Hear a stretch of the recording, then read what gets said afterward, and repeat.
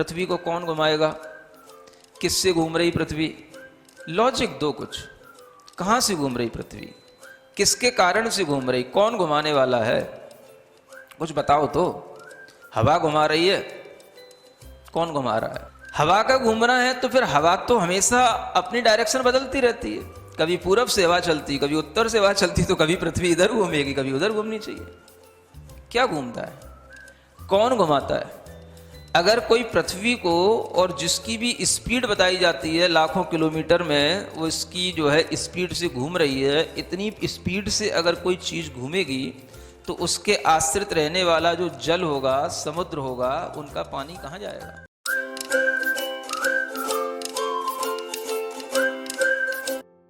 संत शिरोमणि आचार्य गुरुवर श्री विद्यासागर जी महाराज की जय।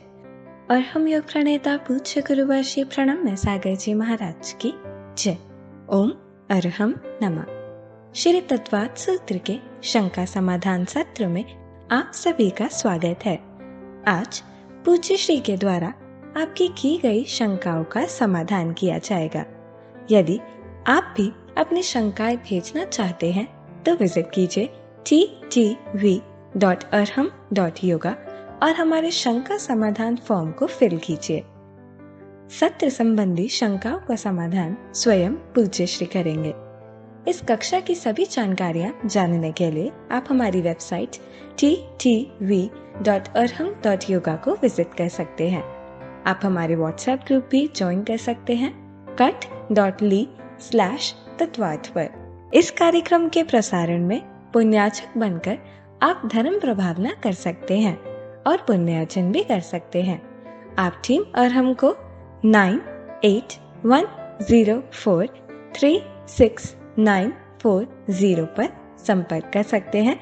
चलिए पूज्य गुरुवर के चरणों में चलते हैं। नमोस्तु गुरुवर। विनोद कुमार छाबड़ा जयपुर से पूछ रहे हैं, क्या मलेच्छ खंड का मनुष्य मलेच्छ खंड में ही सम्यक दर्शन प्राप्त कर सकता है? यदि नहीं तो क्यों नहीं? अब सब मलेच्छों के बीच में रह कर के सम्यक दर्शन प्राप्त करने की बात, वैसे अगर देखा जाए तो सम्यक दर्शन प्राप्त करने के लिए निषेध किसी स्थान का नहीं है। क्या सुना? सम्यक दर्शन प्राप्त करने के लिए वह संगी पंचेंद्रिय होना चाहिए और उसके लिए निमित्त मिलने चाहिए, वह किसी भी स्थान पर सम्यक दर्शन प्राप्त कर सकता है। तो ऐसा कोई बहुत ज़्यादा बाधा को प्राप्त ये सिद्धांत नहीं लगता कि सम्यक दृष्टि के लिए ऐसा कोई नियम नहीं आया कहीं कि वो मलेच्छ खंड के अंदर रहने वाले मनुष्यों के लिए सम्यक दर्शन प्राप्त करने की योग्यता नहीं है, या वहाँ पर रहने वाले मलेच्छ खंड के जीव सम्यक दृष्टि नहीं हो सकते हैं। ऐसा हमने अपने मन से सोच रखा होगा, लेकिन ऐसा कोई आगम का कथन नहीं है। इससे भी हम कह सकते हैं कि सम्यक दर्शन की प्राप्ति के लिए कहीं पूरे लोक में कोई बाधा नहीं है, वो जीव योग्य होना चाहिए। नमोस्तु गुरुवर। सरोज जैन ग्वालियर से पूछ रही हैं, अर्पिता नर्पित सिद्धे सूत्र नंबर 32 अध्याय 5 का अर्थ बताइए। अब आप ऐसे करोगे तो कैसे चलेगा, है ना? अभी सूत्र 2 तक की क्लासें चली हैं, आप सूत्र 5 पूछेंगे तो प्रश्न उत्तर के माध्यम से तो बताना ठीक है, लेकिन सभी लोग ऐसा करेंगे तो फिर दिक्कत हो जाएगी, है ना? अर्पिता नर्पित का मतलब होता है, अर्पित माने मुख्य और अनर्पित माने गौड़। कोई भी चीज़ या वाक्य या कोई भी वस्तु में रहने वाले धर्म हमारे लिए मुख्य और गौण के माध्यम से देखने जानने में आते हैं। एक छोटा सा आप वाक्यांश समझ सकते हैं। जैसे हमने कहा जीव सुखी होता है, क्या बोला हमने? जीव सुखी होता है। तो जब हमने बोला जीव सुखी होता है तो यहाँ पर मुख्यता किसकी है, जीव की कि सुख की? मुख्यता किसकी आ रही है वाक्य में? जीव की। जीव सुखी होता है। तो देखो, यही वाक्य को अगर हमने बोला कि सुख गुण जीव का है, अब हमने क्या बोला? सुख गुण जीव का है। अब इस वाक्य में मुख्यता किसकी हो गई? सुख की। आ रहा समझ में? इसी को बोलते हैं मुख्य और गौण, इसी को बोलते हैं अर्पित और अनर्पित। तो इस तरह से जो हमारे लिए वाक्यांश होते हैं और वस्तु के जो धर्म होते हैं वो सब मुख्य गौड़ व्यवस्था के साथ चलते हैं। इसी को हम अर्पित अनर्पित कहते हैं। इसी को अभी इतना ही समझें। नमोस्तु गुरुवर। संगीता जैन पूछ रही हैं, गुरुवर मेरी शंका ये है कि विग्रह गति में शरीर नहीं होता तो फिर काय योग कैसे होता है? काय योग केवल शरीर के योग का नाम नहीं है। काय योगों में औदारिक काय योग भी लिया जाता है, औदारिक मिश्र काय योग भी लिया जाता है, तो कार्मण काय योग भी लिया जाता है। तो कार्मण भी एक काया है, कर्मों का समूह भी अपने आप में क्या है? एक काया है। तो उसके माध्यम से जो योग हो रहा है वह कहलाया कार्मण काय योग। लेकिन वह कर्म की काया और औदारिक शरीर, वैक्रियक शरीर आदि जो शरीर बनते हैं इनकी काया, इन दोनों में अंतर है। इसलिए वहाँ पर काय योग तो है लेकिन औदारिक वैक्रियक ये काय योग नहीं है, वो कार्मण काय योग है, क्योंकि वहाँ पर केवल कर्म का समूह है।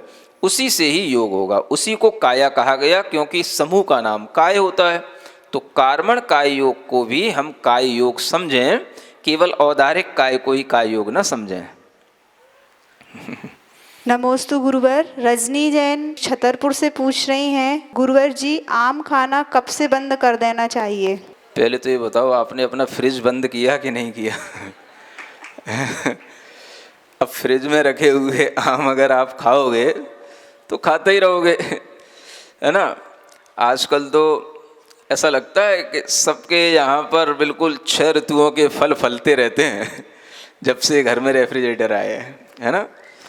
लेकिन कोई भी फल हैं अगर वो उस फ्रिज आदि के होते हैं तो भी वो नुकसान देने वाले होते हैं। और कोई भी फल जो आप खाना बंद करना चाहते हैं उसका सही तरीका ये है कि वो किस मौसम के हैं। जो जिस मौसम के फल होते हैं उन्हें उसी मौसम में ग्रहण करना चाहिए। तो जब आपको पता है कि आम किस मौसम में आते हैं? गर्मी। कब आते हैं बोलो? गर्मी। गर्मी में। तो गर्मी कब तक चलती है? मई जून। मई जून बस। और फिर यूं कह लो अपने मास के अनुसार अगर अपन कहते हैं तो जेठ का महीना गर्मी का होता है, समझ आ रहा ना। तो यूं कह लेना चाहिए कि बहुत गर्मी का अगर हम काल माप देखें तो जो अष्टानिका आती है बहुत वहाँ तक, है ना, देख करके तो वहाँ तक चल सकता है। जैसे ही वो अष्टानिक आई ऋतु परिवर्तन हो जाता है। तो अपने लिए सबसे अच्छा ये एक चिन्ह है ऋतु परिवर्तन का कि वह अष्टानिक के बाद से वह जो है ऋतु परिवर्तन पूर्णतया हो गया। तो आप उस समय तक ले सकते हैं, उसके बाद बंद कर सकते हैं, है ना। और फिर दूसरी चीज़ ये है कि भले ही वो लेने की मर्यादा आपको अष्टानिक तक बता दी गई हो, लेकिन आप अपनी प्रकृति भी देखें, अपना स्वास्थ्य भी देखें, है ना। किसी किसी के लिए वह चीज़ नुकसान करने योग्य हो जाती है। जब तक गर्मी रहती है तब तक तो वो चीज़ें फ़ायदा देती हैं, लेकिन जैसे ही वो आषाढ़ का महीना आ जाता है तो सब फिर वो आषाढ़ माने सब, मतलब बहुत सारी चीज़ें सड़ने लग जाती हैं, समझ आ रहा है ना। वो आषाढ़ की गर्मी अलग तरह की होती है। तो अपनी प्रकृति स्वभाव को देख करके भी ये निर्णय ले लेना चाहिए। और बहुत जो गर्मी के फल हैं वो गर्मी की ऋतु तक ही उसका सेवन करना चाहिए। नमोस्तु गुरुवर। प्रीति जैन आगरा से पूछ रही हैं, मेरी शंका ये है कि ज्ञान और विवेक में क्या अंतर है? ज्ञान तो सभी के पास होता है, विवेक कुछ लोगों के पास होता है ना।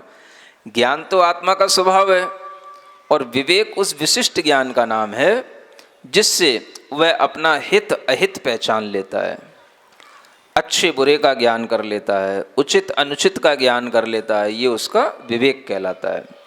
तो विवेक सबके पास नहीं होता, ज्ञान सबके पास होता है। और ज्ञान और विवेक में यही अंतर है कि ज्ञान की ही एक विशिष्ट पर्याय का नाम विवेक कहलाता है, जिसके माध्यम से व्यक्ति उचित अनुचित का ज्ञान करने में समर्थ हो पाता है। नमोस्तु गुरुवर। आर के जैन पूछ रहे हैं, मेरी जिज्ञासा है गुरुवर कि मुनिराज अहिंसा महाव्रत के धारी होते हैं। शास्त्रों में भी आया है कि मुनिराज पानी में भीगी सड़क पर नहीं चलते। बरसात में जब सड़क गीली होती है तब जल का एक जीवों की विराधना होती है या नहीं? मुनिराज नाव में बैठ सकते हैं या नहीं? नाव को वाहन मानना चाहिए या नहीं? क्या उसमें कोई दोष है? इसका समाधान कीजिए। अब आप पूछ रहे हैं कि आप अपनी धारणा बता रहे हैं, अभी तो यही हमें समझना पड़ेगा।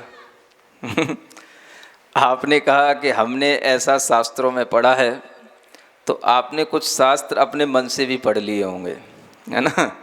शास्त्र हमेशा जो मूलाचार आदि शास्त्र हैं वह गुरु मुख से इसीलिए पढ़े जाते हैं कि उसका सही सेंस हमारी समझ में गुरु मुख से पढ़ने पर आता है। तो नाव आदि की बात है वो शास्त्रोक्त है ना। नाव में बैठ कर के पार करना, इस बात में कोई आगम से बाधा नहीं होती है।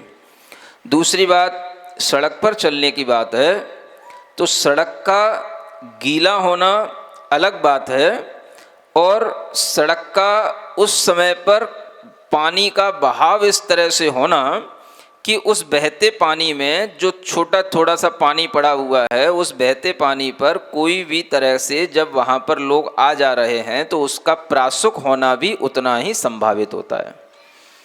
तो कोई भी अगर क्रिया चल रही है तो उस क्रिया को हम अपनी इच्छा अनुसार रोक सकते हैं।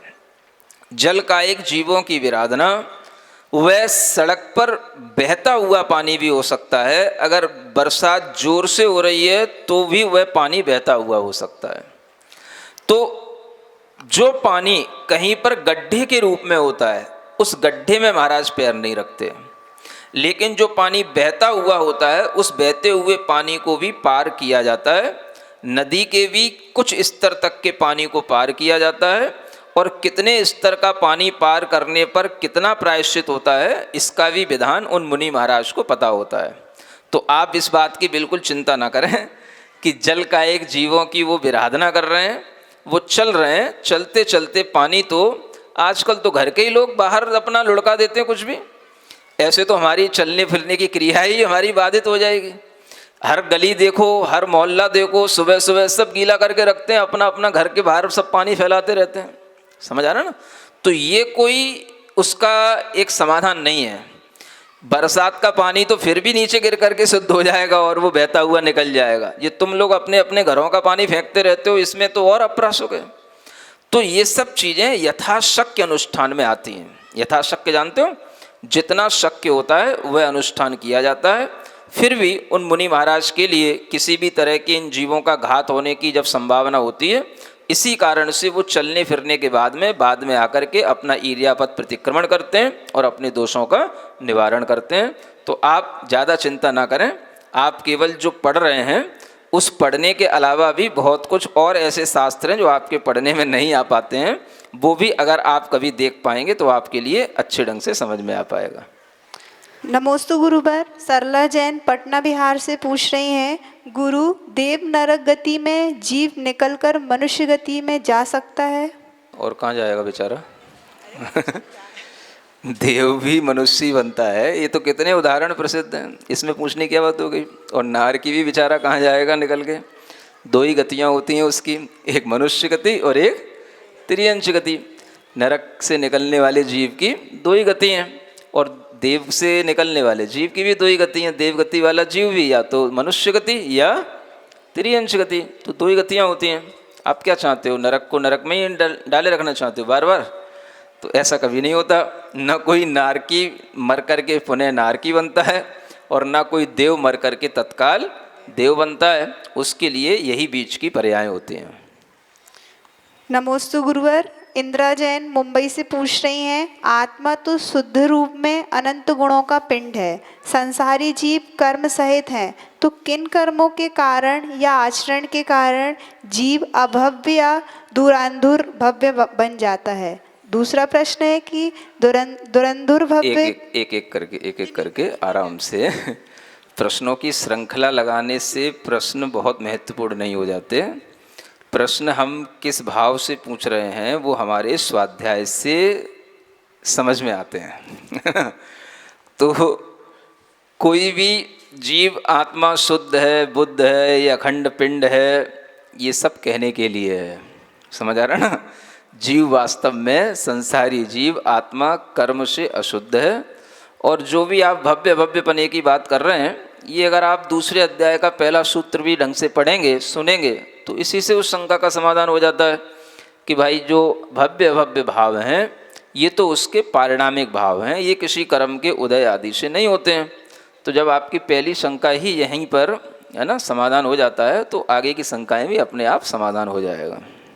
अर्पिता जैन थानला से पूछ रही हैं, सर्वघाती और देशघाती स्पंदन में क्या अंतर है? सर्वघाती और देशघाती स्पर्धक कहते हैं। स्पंदन स्पर्धक क्या बोलते हैं? ये अनुभाग शक्ति का नाम होता है। सर्वघाती स्पर्धक वो कहलाते हैं जिनके उदय होने पर आत्मा के किसी भी गुण का कोई भी अंश प्रकट नहीं होता। सर्वघाती स्पर्धकों के उदय होने पर वह सर्वघाती जैसा उसका नाम है, उसी तरह का उसका काम है। यानी वह जिस गुण को घात करने वाला जो कर्म होगा वह उसका पूर्ण रूप से घात करेगा। और देशघाती स्पर्धक माने उस देशघाती अनुभाग शक्ति का उदय होने पर वह जो गुण घात किया जा रहा है उसका कुछ अंश प्रकट होगा और कुछ अंश उसका घात को प्राप्त होगा, उसे कहते हैं देशघाती स्पर्धक। ये दोनों अनुभाग जो बंद होता है, उस अनुभाग के उदय के विषय में इन दोनों की शक्ति देखी जाती है और यही इन दोनों के बीच का अंतर समझना चाहिए।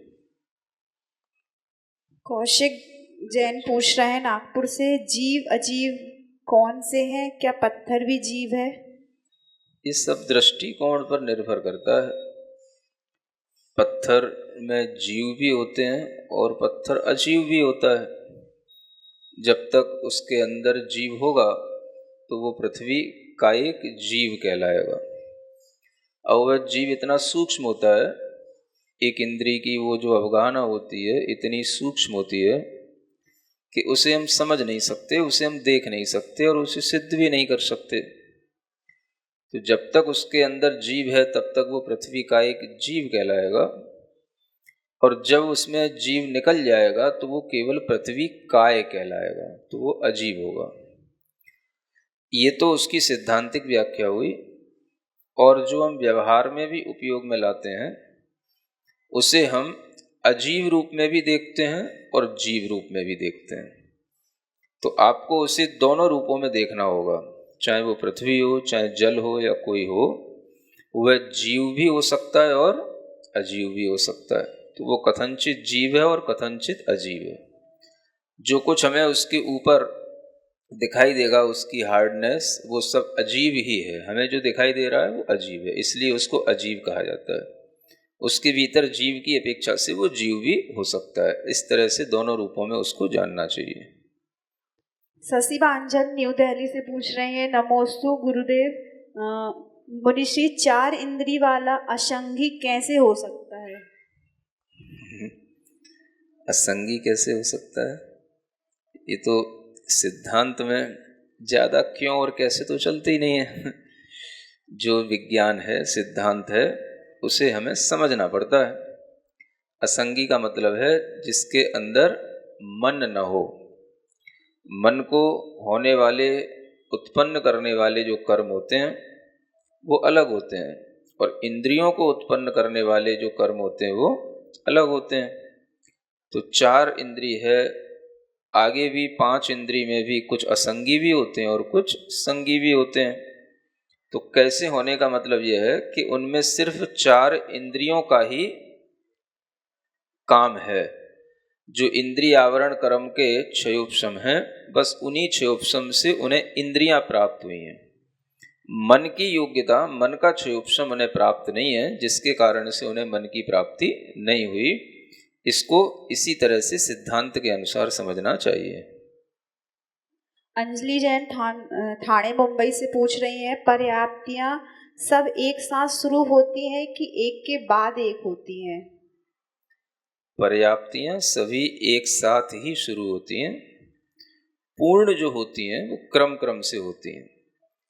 जैसे जैसे वह उस कर्म के उदय को प्राप्त करता जाएगा, एक एक अंतर्मुहूर्त के बाद में जिन पर्याप्तियों का जो क्रम बताया गया है, वह उस क्रम से वो पर्याप्तियां पूर्ण होती चली जाती हैं, लेकिन शुरू तो एक साथ ही होती हैं, ऐसा ही जानना।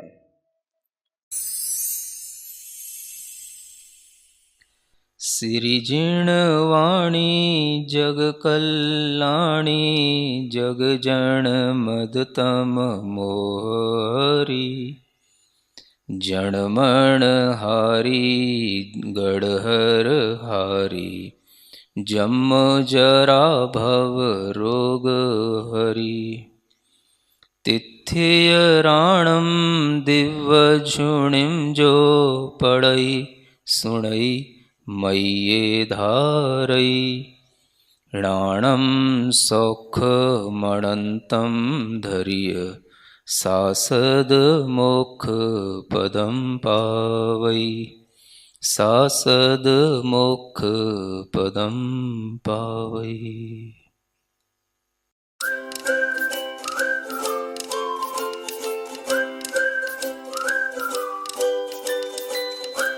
पृथ्वी को कौन घुमाएगा? किससे घूम रही पृथ्वी? लॉजिक दो कुछ। कहाँ से घूम रही पृथ्वी? किसके कारण से घूम रही? कौन घुमाने वाला है? कुछ बताओ तो। हवा घुमा रही है? कौन घुमा रहा है? हवा का घूमना है तो फिर हवा तो हमेशा अपनी डायरेक्शन बदलती रहती है। कभी पूरब से हवा चलती, कभी उत्तर से हवा चलती, तो कभी पृथ्वी इधर घूमेगी, कभी उधर घूमनी चाहिए। क्या घूमता है? कौन घुमाता है? अगर कोई पृथ्वी को, और जिसकी भी स्पीड बताई जाती है लाखों किलोमीटर में, वो इसकी जो है स्पीड से घूम रही है, इतनी स्पीड से अगर कोई चीज़ घूमेगी तो उसके आश्रित रहने वाला जो जल होगा, समुद्र होगा, उनका पानी कहाँ जाएगा?